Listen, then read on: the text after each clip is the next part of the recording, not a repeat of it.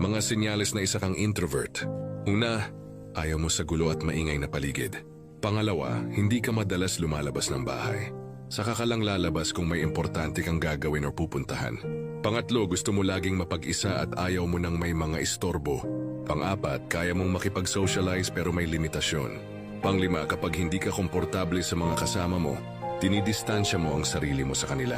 Pang-anim, minsan naman nagiging maingay ka kapag ka-vibes mo ang mga kasama mo.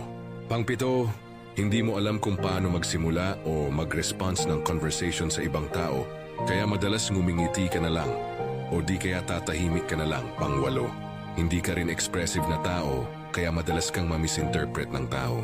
Pang-siyam, straightforward kang tao, pero madalas iniiwasan mong magbitiw ng masakit na mga salita kapag alam mong sensitive ang taong pagsasabihan mo. At pang-sampu, mas gusto mo pang tumambay lang sa loob ng bahay kesa sa labas at makipagtsismisan sa mga kapitbahay mo.